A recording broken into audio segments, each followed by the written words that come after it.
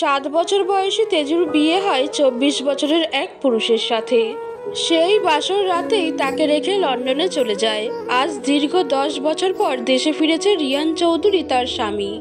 রিয়ান পরিবারের সবাইকে নিষেধ করা সত্ত্বেও তাকে রিসিভ করতে চাচা অরণ্য চৌধুরী, বাবা অব্র চৌধুরী, চাচাতো ভাই 3 জন বীর, মহিদ, মারুফ এসেছেন এয়ারপোর্টে। অন্যদিকে চৌধুরী বাড়িতে আজ খুশির জোয়ার। সবচেয়ে বেশি খুশি রুহি তালুকদার। তার নাড়িচিড়া ধন আসছে 10 বছর পর। বিভিন্ন রকমের খাবার তৈরি করছে। খাবারের সব মশলাপাতি শিলনোড়ায় বাটাবাটি করছে তেজু। যেখানে এই পরিবারের ছেলের বউ হওয়া সত্ত্বেও কাজের লোকের মতো কেটে যাচ্ছে দিনরাত। জীবনের 7টা বছর রাগীনভাবে কাটলেও তার পরের বছরগুলো ছিল তার জন্য নরক যন্ত্রণা। বিয়ে কি জিনিস সে জানতো না। বয়সটা ছিল পুতুল খেলার। সেই বয়সে ওয়াদা রক্ষার্থে তার থেকে গুনে গুনে 17 বছরের বড় এক পুরুষের সাথে বিয়ে হয়। এই অলক্ষী, এখনো তোর পেঁয়াজ বাটা হয়নি নাকি আমার ছেলে আসা পর্যন্ত অপেক্ষা করছিস? কবুতর বলে দিচ্ছি, তোর এই উপাইয়া মুখ আমার ছেলেকে দেখাবি না। রুহির চোখ টকটকে লাল, ঠোঁট কাঁপছে বিরক্তিতে। তার কষ্টটা কেউ বুঝে না। দেখবো না বড় আম্মু, আমার হয়ে গেছে। তেজু কথাগুলো দাঁত চেপে বলছে। পেটের অসহ্য ব্যথায় চেহারা লাল হয়ে গেছে, যেটা কারো চোখে পড়ছে না। এই মাসে পিরিয়ডস দেরি করে হওয়ায় পেটে ব্যথায় মরে যাচ্ছে। তার এই কষ্ট কেউ দেখছে না। দেখি সর, হয়েছে, আমার ছেলে আসার সময় হয়েছে। একদম রুম থেকে বের হবি না। কথাটা বলেই রুহি চৌধুরী তেজুকে ধাক্কা মারে। এই বাড়িতে সবাই তেজুকে তুচ্ছ তাচ্ছিল্য করে, কিন্তু রুহি তালুকদার 2 চোখে সহ্য করতে পারে না। উনার ধারণা তেজুর কারণে তার একমাত্র ছেলে আজ তার থেকে দূরে। ধাক্কা মারায় তেজু গিয়ে সোজা পড়ে বুটির উপরে। হাতে লম্বা করে কেটে গেছে। আহা! তেজুর কণ্ঠে কান্না মেশানো হাহাকার ভেসে ওঠে। নাটক দেখাতে হবে না। কি একটু কেটেছে অমন শব্দ করে বাড়ির সবাইকে জানানোর প্রয়োজন নেই। তেজু দাঁত খিঁচে ব্যথা সহ্য করে। চোখ থেকে টপ টপ করে পানি গড়িয়ে পড়ে। বসা থেকে উঠতেই মাথা ঝিমঝিম করে ওঠে। কোনো মতে কোমরে হাত দিয়ে কিছুক্ষণ স্থির হয়ে দাঁড়িয়ে রুমের উদ্দেশ্যে হাঁটা দেয়। রুমে এসে বেডে শুয়ে পড়ে। চোখ দিয়ে অঝরে পানি পড়ছে। বুকটা ধড়ফড় করছে। মনে হচ্ছে শ্বাস বন্ধ হয়ে আসছে। চোখ বন্ধ করে ভাবতে থাকে 14 বছর আগের ঘটনা, অতীত। তোর কত বড় সাহস, আমার নোটবুকে হাত দিচ্ছিস? আজ তোর হাত আমি কেটে ফেলবো। পিছন থেকে এমন চিৎকার শুনে ভয়ে কেঁপে ওঠে তেজু। হাত কাঁপতে কাঁপতে ধপ করে হাত থেকে পড়ে যায় নোট খাতাটা। ভাইয়া, বিশ্বাস করো, আমি ইচ্ছে করে ধরিনি। এই যে এখানে ধুলো পড়েছিল সেটা পরিষ্কার করছিলাম। তেজুর গলায় আতঙ্ক স্পষ্ট। মিথ্যেবাদী, একদম মিথ্যে বলবি না। চোর কোথাকার, নিশ্চয়ই এটা চুরি করার জন্য নিচ্ছিলি। আজ তোর এই হাত আমি রাখবো না। রিয়ানের কথায় দূরে পালাতে চায় তেজু। তার শরীর কাঁপছে ভয়ে। পালানোর আগে রিয়ান তার ঝুঁটি ধরে টান মারে। কোথায় যাচ্ছিস? আমার জিনিস চুরি করতে আসার আগে মনে ছিল না শাস্তির কথা? ভাইয়া, আমি। তেজুর কথা শেষ করতে দেয় না রিয়ান। মুখ চেপে ধরে আর এক হাতে তেজুর ডান হাত দিয়ে নিজের দরজার ভিতরে ঢুকিয়ে দরজা আস্তে করে বেঁধে দেয়। তেজুর মনে হলো ওর প্রাণটা বেরিয়ে যাচ্ছে। শ্বাস নিতে পারছে না। রিয়ানের হাতে কামড় দিয়ে নিজেকে ছাড়িয়ে নেয়। ও আল্লাহ! আম্মু, তুমি কোথায়? তোমার পরি ব্যথায় মরে যাচ্ছে। আল্লাহ, আল্লাহ! ফ্লোরে বসে কই মাছের মতো ধরপড় করছে তেজু। হাতের 4 আঙুল লাল টুকটুকে হয়ে একটা লম্বা দাগ বসে গেছে। ব্যথায় কি করবে ভেবে পায় না। কেমন পাগলের মতো হামাগুড়ি দিতে থাকে সারা রুমে। আম্মু!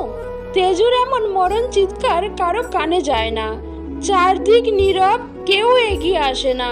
কান্নার মাঝে তেজু শুনতে পায় বাহির থেকে ছোট মার, বড় মার কান্নার শব্দ। কি হয়েছে বুঝতে পারে না। আস্তে ধীরে উঠে হাঁটা দেয়। পিছু পিছু রিয়ান যায়। তেজুর চোখ দিয়ে সামনে পানি গড়িয়ে পড়ছে। বাবা মৃত্যুর আগে একটা কথা রাখবে আমার। ছেলের কথায় আমজাদ চৌধুরী কেঁদে দেয়, বুক কেঁপে ওঠে। বাবার হয়ে ছেলের লাশ কাঁধে নেওয়া যে সেটা একমাত্র বাবারাই জানে। কি কথা রিক, আমাকে বল, আমি রাখবো তোর কথা। আমার মেয়ে তেজু কই? বড় ভাই তো এখন নেই, তোমাকে বলছি। আমার মা মারা মেয়েটাকে দেখে রেখো, হয়তো একটু পর আমার সময়ও ঘনিয়ে আসবে। রিয়ানের সাথে আমার মেয়েটার বিয়ে দিয়ে দিও তুমি বাবা, ওয়াদা করো আমাকে। বাইরের পরিবেশে আমার মেয়ে মানিয়ে নিতে পারবে না। তোমরা সবাই ঘরের মানুষ, ও তোমাদের সাথে বাকি জীবনটা সুখে শান্তিতে কাটাক। ভাবি, দেবে তো তোমার ছেলেকে আমার মেয়ের হাতে? রুহি চৌধুরী কেঁদে ওঠে, বুক ভেঙে যাচ্ছে। রিককে সে দেবর কম, ভাইয়ের চোখে বেশি দেখে। এই ভাবি বলছিস কেন? আজকে দুইজনের কাজে ডেকে বিয়ে দেব, তোর মনের কুতকুত সব চলে যাবে। আমার তেজুর খেয়াল রাখবো, তোর কিচ্ছু হবে না। ভাবির কথায় রিক শান্তির নিঃশ্বাস নেয়। তার মাঝে রুমে ঢোকে তেজু, বাবার চোখে পানি দেখে নিজের ব্যথা ভুলে যায়। বাবা, কি হয়েছে তোমার? কান্না করছো কেন? কিছু হয়নি, একটু পর যা হবে সব বাবার দিকে তাকিয়ে মেনে নিবি। একদম না করবি না। বিকেলবেলা কাজে ডেকে রিয়ান আর তেজুর বিয়ে হয়ে যায়। রিয়ান বিয়ে করবে না বললে রুহি নিজের কসম দেয়। বাধ্যগত রিয়ান বিয়ে করে, কিন্তু এই বিয়ে সে মেনে নিতে পারে না। ছোট্ট তেজুকে লাল টুকটুকে শাড়ি পরিয়ে রিয়ানের রুমে রাখা হয়। রাত 2টা বাজে, রিয়ান আসেনি। তার মাঝে রিয়ান মেসেজ দিয়ে বলে সে লন্ডন চলে এসেছে সন্ধ্যার ফ্লাইটে। এই বিয়ে সে মানে না। সেই কথা শুনে রিক অবাক হয়ে যায়। তার মেয়ের কি হবে? সেই দিন রাতে রিক মারা যায়। 7 বছরের তেজু সেদিন জীবনের সবচাইতে অসহায় মুহূর্ত পাড়ি দিয়েছে। একদিকে স্বামী ফেলে চলে যায়, অন্যদিকে বাবা সারা জীবনের জন্য চলে যায়। সেই থেকে সবার ভালোবাসার ধরন পাল্টে যায়। মিষ্টি ভালোবাসার পরিবর্তে মিষ্টি যন্ত্রণা দিচ্ছে সবাই প্রতিনিয়ত। বর্তমান, বাবা আমি তেজুকে তালাক দিব, এই বিয়ে আমি কখনো মেনে নিতে পারবো না। তখনও পারিনি, এখনো পারবো না। যেহেতু বিয়েটা 3 কবুল পড়ে হয়েছে, তাই মুখে 3 তালাক বললেই হয়ে যাবে। রিয়ানের কথায় গাড়িতে থাকা সবাই অবাক চোখে তাকায়, কেউ শব্দ করার সাহস পায় না। তেজু একা একা সেবলুন দিচ্ছে, ভীষণ জ্বালা করছে। নিজে ওষুধ দিয়ে নিজে ফু দিচ্ছে। যন্ত্রণায় ছুটে চোখ দিয়ে অঝরে গড়িয়ে পড়ছে পানি। অনেক লম্বা করে হাতের তালুতে কেটে গেছে। নিঃশব্দে কাসপিয়া তালুকদার নাতনির রুমে ঢুকে, আমাকে দিয়ে দাদু ভাই, আমি করে দিচ্ছি। কিভাবে কাটলো? তেজু চোখ খুলে ফেল ফেল চোখে তাকিয়ে থাকে দাদুর দিকে। কি জবাব দেবে সে? তার বড় বউই তো বটিতে ধাক্কা মেরেছে, অসাবধানতায় কেটে গেছে বটিতে। কাসপিয়া চৌধুরী হালকা হাসলেন, তারপর যত্ন করে সেবলুনের বোতল আর তুলো নিজের হাতে নিয়ে ফু দিতে দিতে হাতে লাগাতে লাগলেন। আমাকে কেন মিথ্যা বলছিস তেজু দাদু ভাই? আমি তো সব জানতা মানুষ। আমি বলছি শোন, এখনো সময় আছে, চলে যায় এখান থেকে। কার আশায় পড়ে আছিস তুই এখানে? তেজু নির্লোভ নির্যাতিত চোখে তাকিয়ে থাকে সেই কুঁচকে যাওয়া হাতের দিকে, যা এখন তাকে সামান্য আরাম দিচ্ছে। এখানে তো আমার সব স্মৃতি জড়িয়ে আছে, কিভাবে ফেলে যাব? এই জীবনটা আল্লাহর কাছে এভাবেই সঁপে দিলাম। এই পৃথিবীতে সবাই ভালো থাকবে এমন তো কথা নেই, কারো না কারো কষ্ট থাকতে হবে। সে না হয় আমি থাকলাম। বুড়ো বয়সে আমাকে কাঁদাতে চাইছিস কেন? তোর এমন কঠিন কথা যে আমি সহ্য করতে পারছি না। দেখি শুয়ে পড়, আমি গরম পানির সেক দিই। তেজু নিঃশব্দে শুয়ে পড়ে। কাসপিয়া তালুকদার যত্ন সহকারে পেটের মাঝে হট ব্যাগটা চেপে ধরেন। তার মাঝে নিচ থেকে চিৎকারের শব্দ শোনা যায়, দাদু আমাকে দাও। সে বোধহয় চলে এসেছে, আমি পারবো। তুমি গিয়ে দেখা করে এসো। কাসপিয়া চলে যান। না গেলে এখন আবার রুহি হাজার কথা বলবে। নিচে এসে সিঁড়ির কাছে দাঁড়াতেই দেখতে পান নিজের বংশের বড় নাতিকে। রিয়ান, কিভাবে পারলি এত বছর মাকে ছেড়ে বিদেশ থাকতে? আমাদের কথা কি একটু মনে পড়েনি? পড়ছে মম, কিন্তু হেল্পলেস ছিলাম। ছেলের কণ্ঠে রুহির মনে শান্তির হাওয়া বয়ে যায়। কত বছর পর সামনাসামনি মম ডাকটা শুনলো। রিয়ানের চেহারা দেখে বোঝা যায় আগের মতোই আছে, হয়তো একটু গম্ভীর হয়েছে, কথার ভেতর রাগও মিশে আছে। দাদু ভাই কেমন আছিস? কারো কাপা কাপা কথা শুনে রিয়ান সামনে তাকিয়ে দেখে তার দাদু। মাকে ছেড়ে দাদুকে জড়িয়ে ধরে, আস্তে আস্তে সবার সাথে কুশল বিনিময় করে সোফায় বসে। বড় মা, তেজু কোথায়? বীরের মুখে তেজু নাম শুনে রিয়ান ভয়ঙ্কর চোখে তাকায়। তেজু নামটাকে সে ভীষণ রকম ঘৃণা করে। কানের কাছে শুনলে মনে হয় কেউ গরম শিখা ঢুকিয়ে দিয়েছে। রুহি বিরক্তির সাথে বলে, কাজ করার ভয়ে সেই যে রুমে গিয়েছে আর আসেনি। ও আর কি করবে? সারা জীবন আমাদের ঘাড়ে এইভাবে চেপে যাবে। কাসপিয়া বিস্ময় ভরা নয়নে তাকিয়ে থাকে। মানুষ এমন মিথ্যা কিভাবে বলে? রুহিকে না দেখলে বিশ্বাসই করতো না। সারাদিন মেয়েটাকে কেটে মেরে এখন বলছে কাজের ভয়ে রুমে শুয়ে আছে। তারও কিছু করার নেই, এই বাড়িতে তার কোনো কথাই আর চলে না। মম, আমার রুমটা কি আছে নাকি আরেকটা রুমে থাকতে হবে? আমার ক্লান্ত লাগছে, রেস্ট করব। তোর রুম যেমন রেখে গিয়েছিস তেমনই আছে, চল আমি দেখিয়ে দিচ্ছি। আমি নতুন না, এই বাড়ির প্রত্যেক কোণা আমার চেনা, দেখিয়ে দেওয়ার প্রয়োজন নেই। আর হ্যাঁ বাবা, সামনে নির্বাচন আসছে, সবকিছুর প্রস্তুতি নাও। এইবার আমি দাঁড়াবো আমাদের পরিবার থেকে। সবাই অবাক চোখে রিয়ানের দিকে তাকিয়ে থাকে। কেমন গম্ভীর, রাগী, খিটখিটে মেজাজি হয়ে গেছে সে। কথার মাঝে রাগ স্পষ্ট। রিয়ান কথাটা বলে এক সেকেন্ডও দাঁড়ায় না, গট গট পায়ে হেঁটে উপরে চলে যায়। রুমে ঢুকে একটা লম্বা নিঃশ্বাস নেয়। সবকিছু আগের মতোই যেন কেউ যত্ন সহকারে গুছিয়ে রেখেছে। একটা জিনিসও এদিক সেদিক হয়নি। সুটকেস থেকে একটা শর্টস আর টি শার্ট নিয়ে ওয়াশরুমে চলে যায়। ফ্রেশ হয়ে এসে রিয়ান টান টান হয়ে শুয়ে পড়ে। ভাবতে থাকে নির্বাচনে বিজয় লাভ কিভাবে করবে।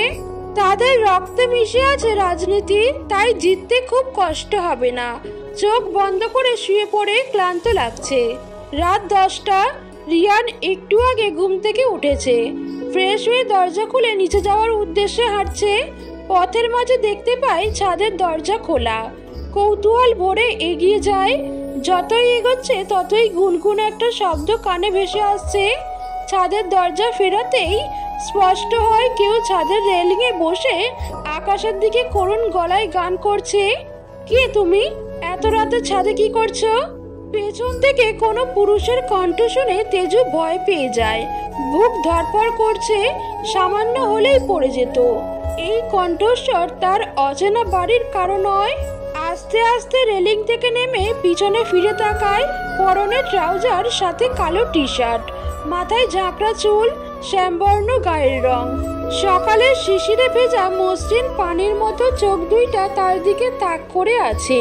ঠোঁটের পাশে কালো কুচকুচে তিলটা দেখে তেজু চিনে ফেলে এটা রিয়ান ভাইয়া। কি করবে ভেবে পায় না।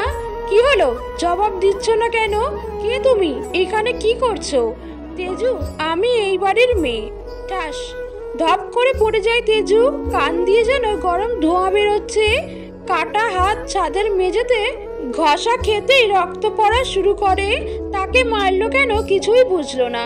স্টুপিড ইডিয়েট গার্ল, এরপর থেকে কোনো দিন আমার সামনে আসবে না।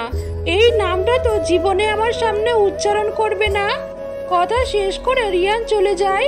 পরে একলা তেজু গালে 5 আঙুলের দাগ টের পায়। রক্ত ঝরা হাতের দিকে তাকিয়ে তাচ্ছিল্যের সুরে বলে ওঠে, তোকে সবাই আঘাত দিতে দিতে ভেঙে দেবে, কেউ যত্ন সহকারে তোকে গড়ে তুলবে না। কথাটা নিজের মনে বলে রাগে দুঃখে কাটা হাতটা দিয়ে ফ্লোরে থাপ্পড় মারে চোখ বন্ধ করে। তেজু একলা রুমে বসে আছে, সবাই নিচে খাচ্ছে। তাকে যেতে নিষেধ করেছে বড় মা, কারণ একটা তার মতো অলক্ষীকে দেখলে তার সোনা ছেলে রেগে যাবে। পেটের ক্ষুধার যন্ত্রণায় বালিশ চেপে ধরে পেটে ব্যথা আর সহ্য হচ্ছিল না, তাই সন্ধ্যায় দাদুকে লুকিয়ে ব্যথার ওষুধ খেয়ে নিয়েছে। তেজু দাদু ভাই, এই নেই। সামনে তাকাই তেজু। ভাতের প্লেট নিয়ে দাঁড়িয়ে আছে কাসপিয়া। প্লেটের উপর ইলিশ মাছটা দেখতেই খিদে যেন দ্বিগুণ বেড়ে গেল। এই বাড়িতে যেমন খারাপ মানুষ আছে তেমন ভালো মানুষও আছে। এটা তেজু কিছু মানুষকে দেখে বুঝেছে তাদের মাঝে দাদু একজন। তেজুর ছটপটানিতে কাসপিয়া বুঝে গেল খিদে পেয়েছে, তাই তো নিচে আগে আগে খেয়ে প্লেটে করে খাবার নিয়ে এসেছে। দেখি হাঁ কর, আমি খাইয়ে দিচ্ছি। তেজু নড়ে চড়ে বসে, হাঁটু ভাঁজ করে নিরুত্তর ভাবে ছোট করে মুখটা হাঁ করে। কাসপিয়া ছোট ছোট লোকমা দিয়ে খাওয়াচ্ছে তেজুকে। তেজু নিঃশব্দে খেয়ে যায়। হঠাৎ খট করে দরজা খুলে যায়। দুইজন পিছন ফিরে তাকায়, দেখে বীর দাঁড়িয়ে আছে, তেজুর আরেকজন খেয়াল রাখার মানুষ। যদিও সেটা মুখে বলে না, আচরণে বোঝায়। তেজু বুঝে। তেজু রানী, আজকে নিচে খেতে যাসনি কেন? মাথা নিচু করে নেয় তেজু, যার ফলে খাড়া চুলগুলো এসে পড়ে কপালে। কোনো জবাব দিতে পারে না। বীর এগিয়ে এসে পাশে বসে, জীবনে প্রথমবারের মতো তেজুকে স্পর্শ করে। কাটা চুলগুলো কপাল থেকে সরিয়ে কানে গুজে দেয়। থমকে যায় তেজুর মস্তিষ্ক। নির্লোভ চোখে তাকিয়ে থাকে, মুখে কোনো ভাষা নেই, যেন পাথরের মতো অনুভূতিহীন। কলেজে ভর্তি হবি না? কলেজের কথা শুনে বুকের ভেতরটা ছেদ করে ওঠে। এসএসসিতে গোল্ডেন এসেছে, তাও কেউ তাকে নিয়ে তেমন আগ্রহী দেখায়নি। বড় মাকে ভর্তির কথা বললে তার এক কথা, পড়াশোনা করে কি করবি? সেই তো জামাইয়ের বাড়ি গিয়ে হাঁড়ি পাতিল পরিষ্কার করবি। এই কথা শুনে বলতে গেলেও বড় মায়ের ভয়ঙ্কর দৃষ্টি দেখে মুখের কথা গিলে নেয়। মনে মনে ভেবেছিল বড় বাবা আর ছোট বাবাকে বলবে, কিন্তু তারাও তো সবসময় রেগে থাকে তার উপর। হয়তো শরীরে হাত তোলে না, কিন্তু কথার ধরনেই বোঝা যায় ঘৃণা। কি হলো, এত কি ভাবছিস? কালকে যাবি আমার সাথে? এটাই লাস্ট কথা। তেজু কল্পনা থেকে বেরিয়ে আসে বীরের ধমকে। টই টুম্বুর চোখে তাকায়, মিষ্টি করে নাক টেনে হাত কোলের উপর রেখে বলে, যাবো ভাইয়া, কিন্তু বড় মা যদি রেগে যায়? রাখবে না, আমি আছি তো। এমনিতেই বড় বাবাকে আমি বলেছি, উনি বলে দিয়েছেন ভর্তি করাতে। সত্যি? খুশিতে আত্মহারা হয়ে বলে ওঠে তেজু। কখনো ভাবতে পারেনি কলেজের দেখা সে পাবে। স্কুলে তো বছরে 1 মাসও ভালো করে যায়নি। সকালে বাসার সব কাজ করতে হতো, তাই দেরি হয়ে যেত। বীর ভাই 2জন শিক্ষিকা রেখেছিল, তাদের পড়া খুব সহজে বুঝে নিত, তাই এই রেজাল্ট। বীর নিষ্পলক চোখে তাকায়। এই মুখে কি আছে সে জানে না, শুধু চায় এই মেয়েটা একটু সুখে থাকুক, শান্তিতে থাকুক। 3 বছর বয়সে মা মারা যায়, 7 বছর বয়সে বাবা। আর সেই থেকে সবকিছু থেকেও এতিমের মতো বড় হয়েছে। ভালোবাসা জিনিসটা কখনো উপলব্ধি করার সুযোগ পায়নি। এখন যে খুশির ঝলক চোখে মুখে, হয়তো তার পরের কথায় সেটা মুছে যাবে। কালকে কলেজে ভর্তি হওয়ার সাথে সাথে হোস্টেলেও রেখে আসবো। আমি সব ব্যবস্থা করে রেখেছি। এইখানে থাকলে তুই পড়াশোনা করতে পারবি না, সব ক্লাস মিস হয়ে যাবে, তাই এই ব্যবস্থা। চোখ বড় বড় করে তাকায় তেজু, মুখ অন্ধকারে ঢেকে যায়, কোমর হেলিয়ে পিছনে সরে যায়, অসহায় চোখে দাদুর দিকে তাকায়। কাসপিয়া চৌধুরী নীরব, তার মুখ দেখে বোঝা যায় এই সিদ্ধান্তে উনি রাজি। 2 হাত ঢেকে তেজু ফুপিয়ে কেঁদে ওঠে। চমকে ওঠে বীর আর কাসপিয়া। ভাতের প্লেট রেখে তড়িঘড়ি করে নাতনিকে ধরে কাসপিয়া। দাদুমণি, তুই এমন করছিস কেন? কি আছে এই বাড়িতে? কেন থেকে যেতে চাইছিস সেই নরক যন্ত্রণায়? কার মায়ায় পড়েছিস? তেজুর কান্না থেমে যায়। দাদুর হাত ধরে এগিয়ে যায় বারান্দায়, পিছু পিছু বীরও যায়। তেজু হাত মুঠো করে বাগানের পিছনে তাক করে, যেখানে ছোট্ট একটা বাতি জ্বলছে, যার নিচে হাজারো কবর। এই যে তাদের মায়ায় থাকতে পারবো না তো তাদের না দেখে। তোমরা হয়তো ওইখানে মাটি উঁচু করা 2টা কবর দেখো, কিন্তু আমি দেখি আমার ভালোবাসার মানুষ 2টাকে। ওইখানেই আছে আমার স্নেহের মানুষ 2জন, যারা আমাকে হাঁটতে শিখিয়েছে, কথা বলতে শিখিয়েছে, প্রথমবারের মতো কপালে চুমু খেয়েছে। তোমরাই বলো, আমি ওদের না দেখে কিভাবে থাকবো? যখন ওই দিকে তাকাই, মনে হয় তারা আমার দিকে মায়া ভরা চোখে তাকিয়ে আছে। তাদের এই মায়া ছেড়ে কিভাবে থাকবো আমি? দয়া করে আমাকে এখান থেকে যেতে বলবেন না বীর ভাইয়া। কথাগুলো বলতে বলতে তেজু বসে পড়ে বারান্দায়। তার কষ্ট কেউ বোঝে না, ছোট্ট বাচ্চাদের মতো কান্না করছে তেজু। কাশপিয়ার চোখ দিয়ে অজরে পানি গড়িয়ে পড়ছে। আজ বুঝতে পারলো কেন তেজু রুমে কম, বারান্দায় বেশি থাকে। মাঝে মাঝে সকালে ডাকতে গেলে দেখতো ঠান্ডা ফ্লোরে শুয়ে আছে। কিছু বলতে তার জবাব ছিল, সকালের বাতাস খেতে খেতে ঘুমিয়ে গেছি।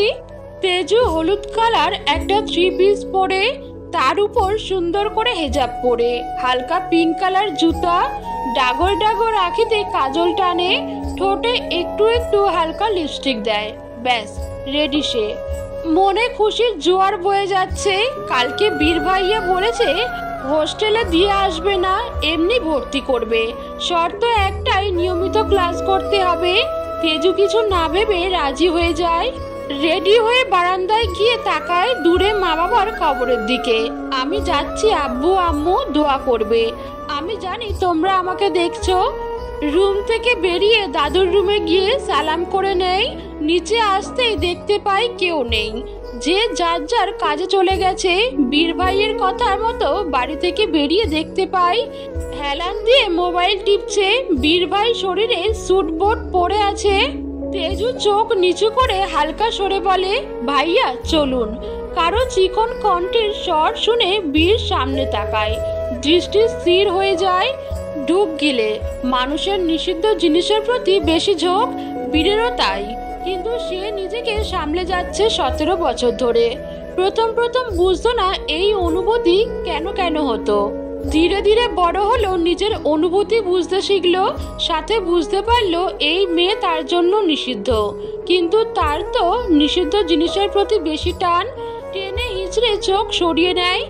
ঘেমে গেছে, পকেট থেকে রুমাল নিয়ে কপাল মুছে নেয়। তেজু গিয়ে পিছনে বসে। বীর চোখ ছোট ছোট করে তাকায়। তেজু রানী? তেজু চোখ তুলে তাকায়, জি ভাইয়া। তেজু রানীর প্রতি উত্তরে ভাইয়া ডাকটা কেমন যেন শোনা যায় বীরের কাছে, তাও প্রকাশ করে না। ভ্রুকুচকে হাত ভাঁজ করে আড়াআড়ি ভাবে বলে, আমাকে কি তোর ড্রাইভার মনে হচ্ছে?